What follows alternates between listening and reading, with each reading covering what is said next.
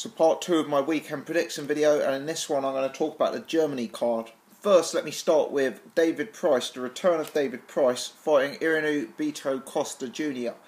Don't let this guy's record fool you. He's a big guy, he's got a winning record, he looks like he's a big puncher. I think nearly all of his wins have come by KO. I watched this guy fight the most painful 12 rounds of my life against Christian Hamer in the heavyweight division when he was unbeaten. Then I saw him get horribly knocked out in a few rounds by Joseph Parker. This guy is extremely limited. In the Christian Hamer fight, well, I call it a fight, he came to survive. His activity was at an all-time low. He just didn't really bring anything to the table. He had no desire whatsoever to win that fight. And it's clear that he had a padded record and was just looking to come over and get paid. In the Joseph Parker fight, he got even, exposed even worse. Parker was able to dissect his defence and landed what I can only describe as a hideous knockout on him. Early knockout from a hook. It was a bad KO. Now this doesn't bode well, coming off 2 losses against David Price, because David Price, like Joseph Parker, perhaps at this stage even more so than Joseph Parker, is a very, very big puncher. Now, there may be a temptation to think, look, this Beato Costa Jr. has knocked out a few people, Price has got a glass jaw, will Costa Jr. be able to hurt Price? But I really don't think so. His output is very low, and when he does throw, he's so limited, so sort of obvious what he's trying to do. He's got no sort of speed and snap to his work whatsoever. I think Price ends this one very, very early indeed. I'd be surprised to see this go past 4 or 5 rounds, He's defensively and technically limited, and David Price, love him or hate him, is one of the hardest punchers in the sport. So I think this one goes early knockout. It's not a meaningful fight in my opinion. He's a worse opponent, this guy, than, say, Andre Parla. I'd probably even pick the likes of Sam Sexton, John McDermott, Matt Skelton to beat this guy. He's just so limited. So, for me, this is one of Price's worst opponents for quite a few years. I know the last one, Yaroslav Zavarotny, was no great world beater either, but possibly a more superior fighter to Beato Costa Jr. So, for me, early night for David Price. Let's hope he's in a more meaningful fight next time out. The main event, Paul Smith versus Arthur Abraham. I've said it before, I'll say it again. I didn't give Paul Smith any chance whatsoever going into the first fight.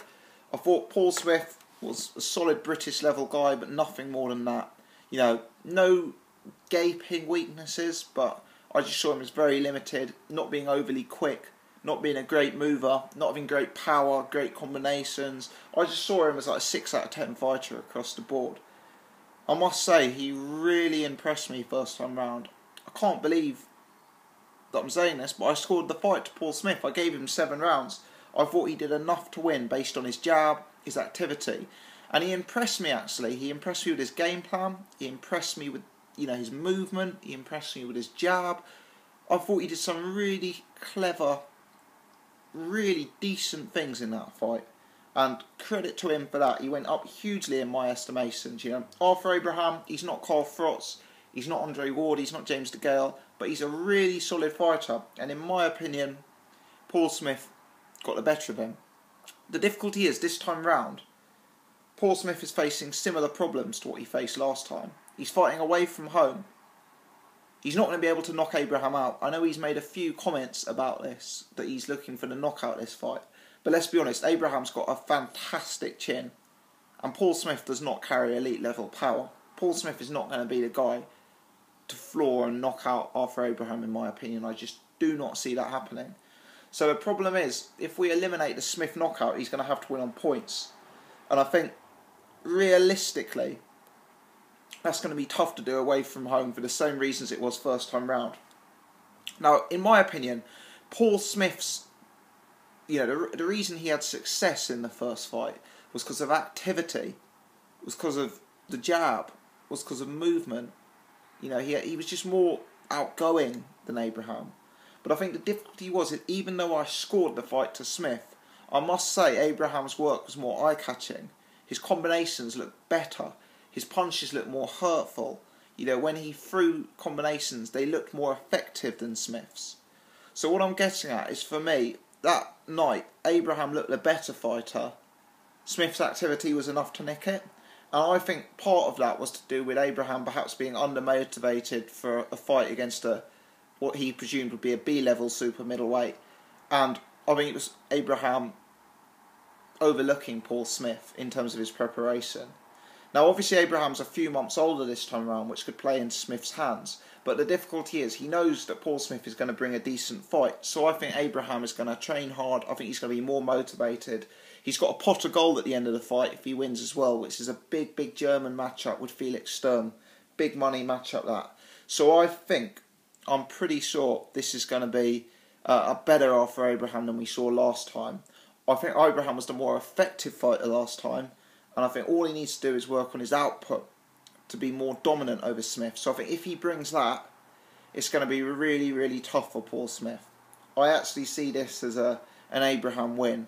What I would say is Paul Smith has really impressed me in the build-up to this fight today.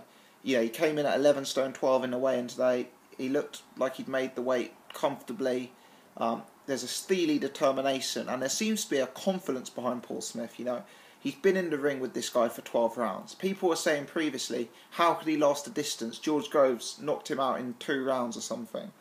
But he's proven to himself, he's proven to the people that he's got the skill to perform at this level. And he's proven that even a fighter like Arthur Abraham is not going to be able to knock him out at this stage.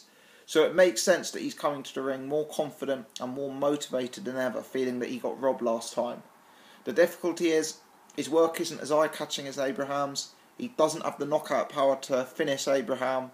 So I think the only way he gets the job done is by sheer volume. And I think that's going to be a real, real struggle. After that was his game plan the first time round. And expecting Abraham to come in more motivated and more pumped up. So unfortunately, confident predictions for this: David Price to beat Costa Jr. by KO. And Arthur Abraham to outpoint Paul Smith, probably by similar margins to last time. Let me know your thoughts. Thanks as always for watching.